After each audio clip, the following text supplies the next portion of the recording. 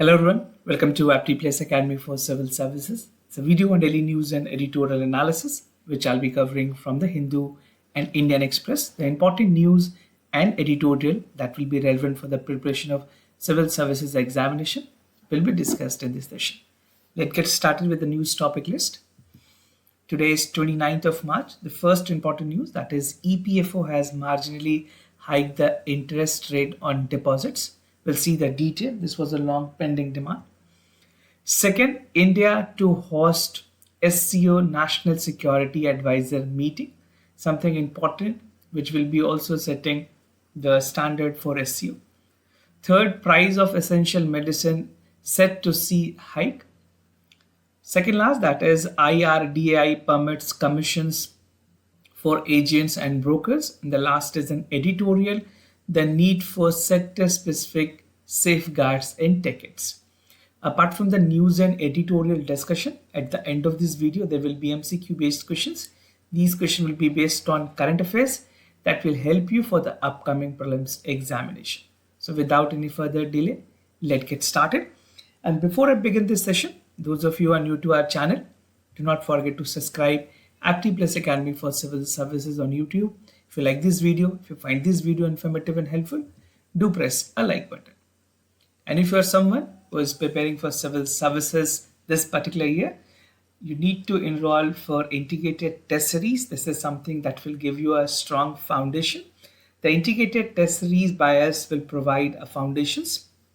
This particular test series encapsulate 30 prelims plus 8 mains tests, which is their free mentorship, test on previous year questions, which also include the free IAS Guested magazine, a must read for the current affairs.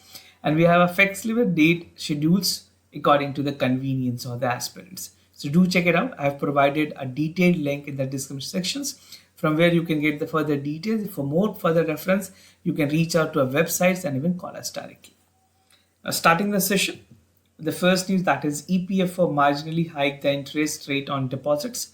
Something important for General Studies paper 2, that is the government policies and intervention for the development of various sectors and issues arising from its design and implementation. Now, before I make discussion to this news, just to give you a background why this decision was taken, because recently Supreme Court ने central government के EPFO organisations को categorically कहा कि आपको बढ़ाने की जरूरत है rates in the employed provident funds, which is where contribution made, right? In this regard, there was a meeting, Central Board of Trustee, which is an apex decision-making body of the EPFO, that is Employment Provident Fund Organization, and they have decided to increase the rate of interest in the Provident Fund deposit. Although the increase is marginal, बहुत ही कम increase की गई. Earlier it was just 8.10. Now the government has increased it to 8.15 for this particular financial year, right? And earlier it was 8.10. This has seen the decline amid the COVID-19 and other part of the performances that was not well. Now, the interest rate would officially be notified in the government gazette once there's a customary approval from the Ministry of Finance, after which EPFO, that is Employment Provident Fund Organization, will credit the rate of interest to the subscriber. So this is something very important in light after the remarks and verdict coming out directly from the Honorable Supreme Court.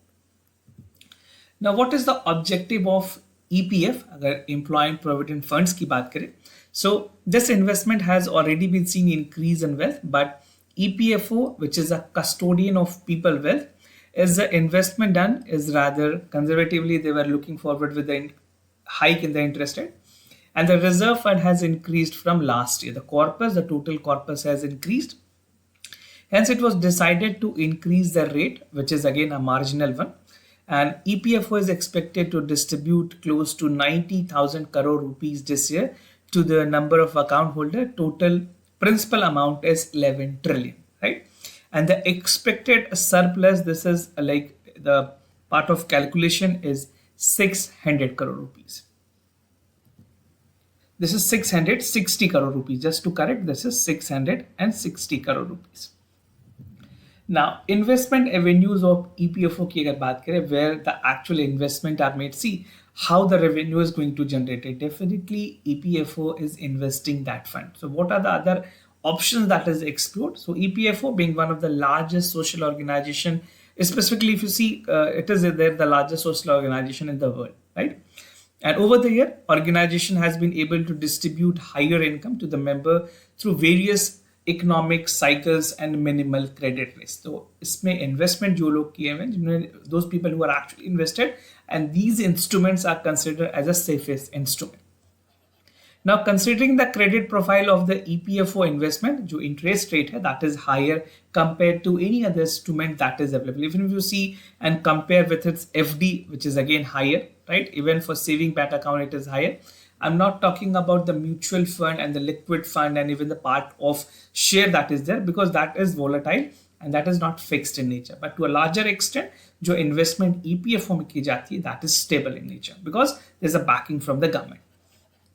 Now, EPFO has consistently followed a prudent balance, that is approaching towards investment and even emphasizing on safety and preservation of principle with an approach and cautions for the growth, both for a company in large and also for the people of this country who are actually invested in the EPS, right? जो खास करके जो provident fund के schemes है. Now, other news, that is India to host SCO National Security Advisor meeting, something important for General Studies paper 2, that is bilateral regional grouping and agreement involving India and affecting India's interest. So India, the current chair of the Shanghai Cooperation Organization, is set to have the National Security Advisors meeting today. When I'm recording this lecture, the meeting would have already been started.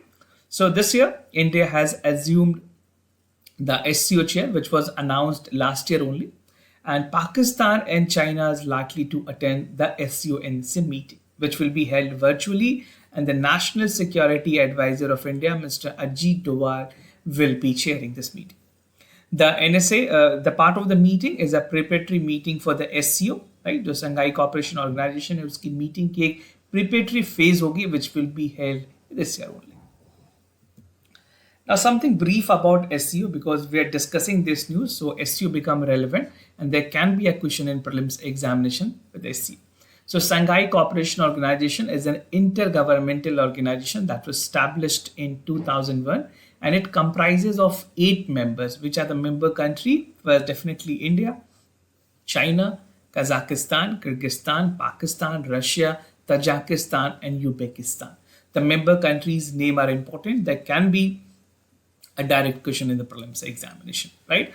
Now, moving ahead, SCO is a major regional powerhouse that aims to promote economic, political, and military cooperations among its member nations. And even this 8-member grouping represent around 42% of world total population and 25% of the GDP.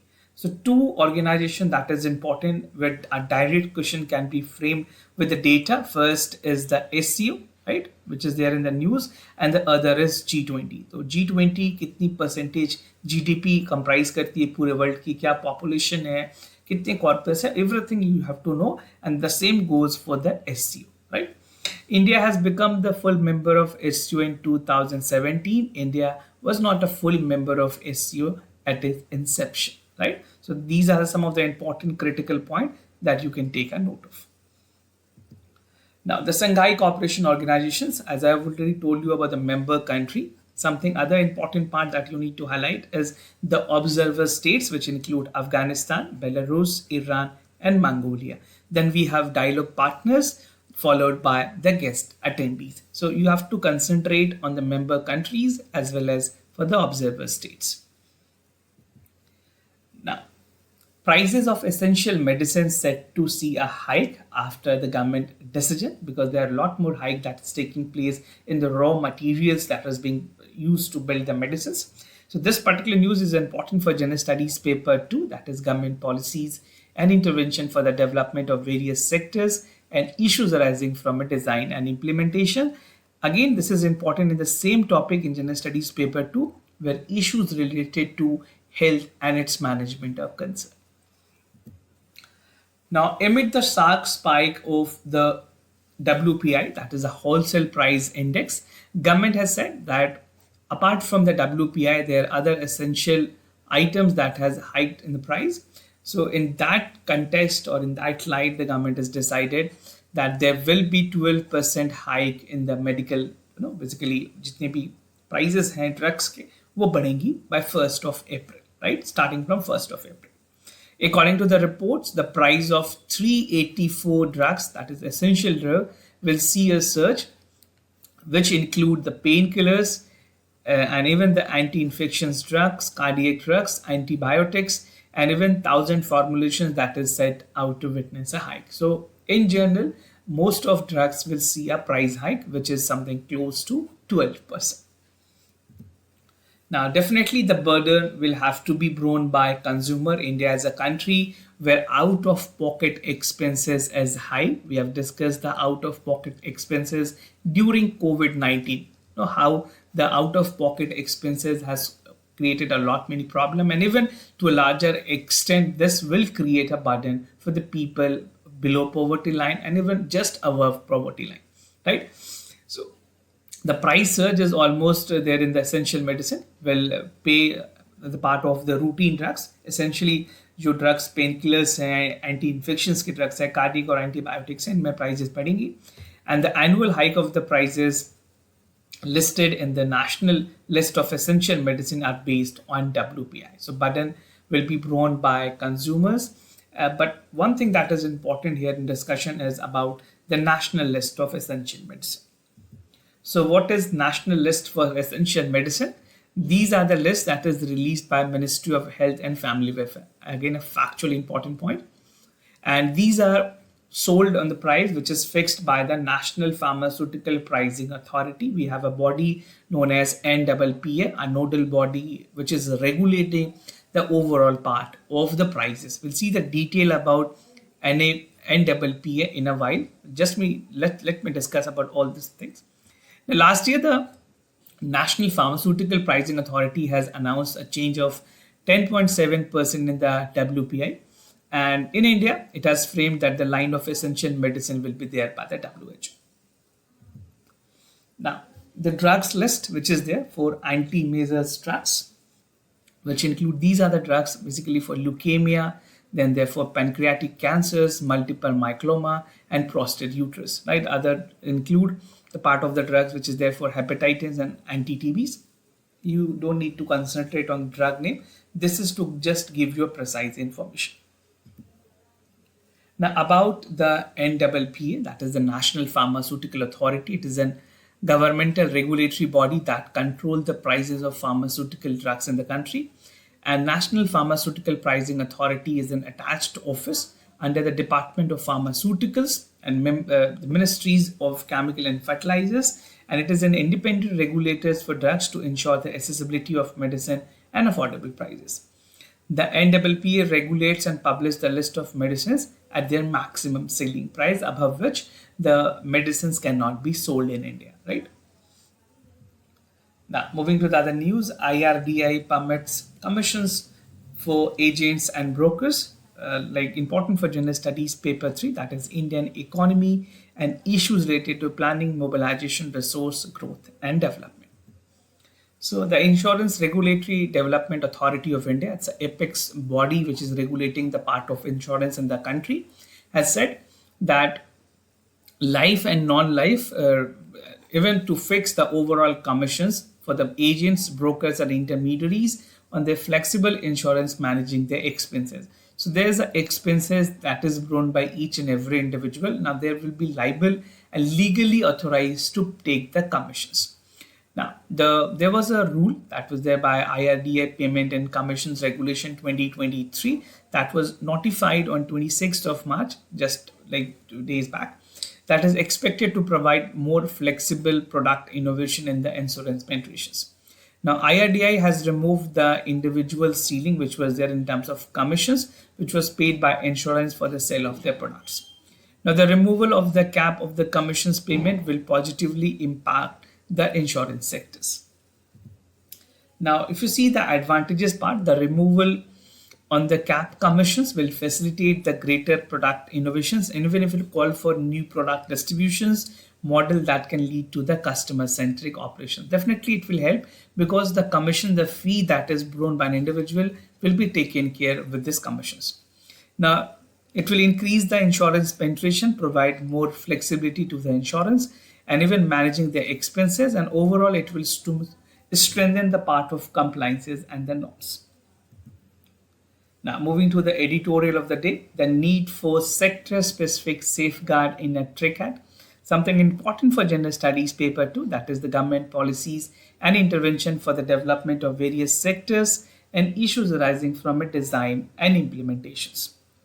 So what we are discussing in this under this editorial, first is the theme, that is sector-specific data protection, which will include the issues like the Digital Personal Data Protection Bill, which government has recently passed, sector regulations, global approaches, next course of action for India, and the bottom line. So if you see the part of the digital penetration that we have seen in India, specifically in terms of digital economy, India is set to reach a milestone of 1 trillion by 2026. Now, I'll be specifying some important thing that will be relevant for examination. India will be one of the largest data ecosystem in the world, and the number of the smartphone has increased by 2.5 times. Digital transaction in the retail sector has increased to 10 times comparing from 2015, and mobile data consumption has increased to 60 times. Now, the digital part, the digital economy, and even the consumer, the users who has actually witnessed the digital change has been the part of, due to the part of socialization, education, and government services. These are the part that is evident. अगर digitalizations की बात करें, shoppings में digital changes is evident. Now, once you are open to digital economy and even digital penetration, there are a lot of other things that need to be taken care. Among them, the one is the personal data or the data privacy. Now, understanding how this data would be held and protected, this part has become critical, and taking the cognizance of this, the government has come up with a new rule, which is in form of Digital Personal Data Protection Bill 2022. Now, what does this bill call for? Call for right and duties for citizen, which will be called as digital nagriks, and obligations for data fiduciaries to collect the unlawful data. And even the fine has been imposed close to crore rupees, 500 crore rupees will be there for any kind of data fiduciaries. Now, even the bill outline the data protections and even responsibility for data collectors, and even it lacks certain clauses such as interactions with sector specific and protections regulation. Now, sector regulations की अगर बात करें, I'll be specifying some important points here. That is, the draft regulation of the bill tried to tackle the issues of conflicting sector regulations, right? जो कि specifically mentioned in section 29 के अंदर, and it states that the provision of bill will be there by the complement, and it will not create an exemptions of existing regulation in case of conflict, which bill will proceed. Now, if you see the sector-specific offer, which is called for deep understanding of a particular sector, including the market dynamics, technologies, risk, and model involved. So, any individual or any entity that is operating will have to take all these things into consideration.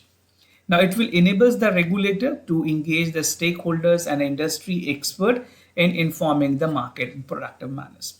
This will follow the bill with any regulatory gaps, and also the second part that is there is about the sector regulation that may go beyond, which bill actually provides for. Now, there's global approach to this. India has just started, but we need to understand how the global part of approach is there.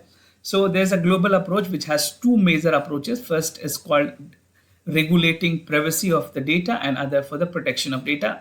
This is the one called for comprehensive legislation, and another called for sector specific regulation. So this is first, that is comprehensive regulation, and the second is sector specific regulation.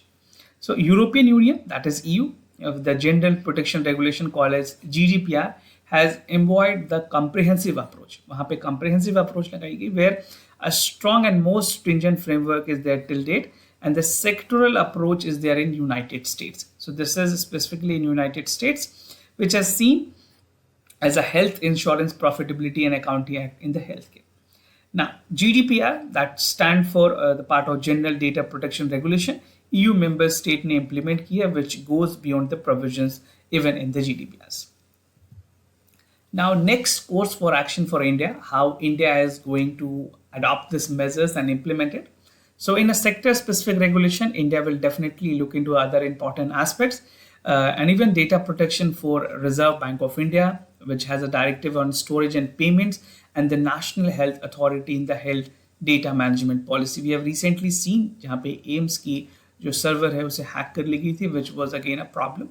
So next to that, we have an extensive industries consultation with expertise input. And even neglecting the part of regulation and establishing a new framework would undermine the considerable effort and invested in the creations. Now, we need to deviate a little to deep down and understand how the global level is functioning. So we need to readjust and operate which is actually favorable for the conditions. And this particular bill, that is data protection draft bill, will call for a minimum layer of protection that will regulate the sector and even build their protections. So how we can conclude, like the data protection is a complex subject, right? It is something which has evolution. It can evolve. Once a law is made today, next time उसमें और भी चीजें technology upgrade होंगी, then we need to make it changes as per the condition. So it's a complex subject, and the government must create room for sectoral expertise into safe interest of a citizen of this country. And this will ensure more secure, dynamic, and landscape to the years. And the data protection bill, the latest bill, must serve as a basic protections for sector regulations and their ability to build upon this. So this is how the conclusion can be made in this regard. Moving ahead with the MCQ questions of the day. Before I proceed, just to tell you the answers of yesterday's questions.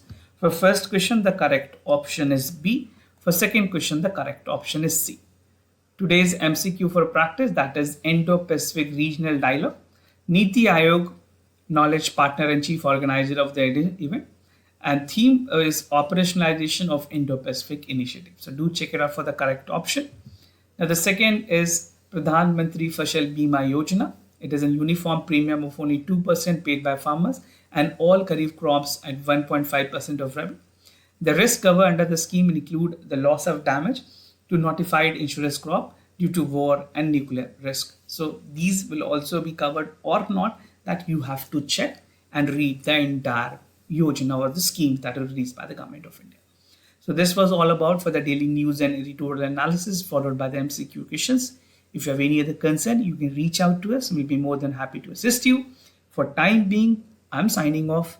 Thank you so much for watching this video.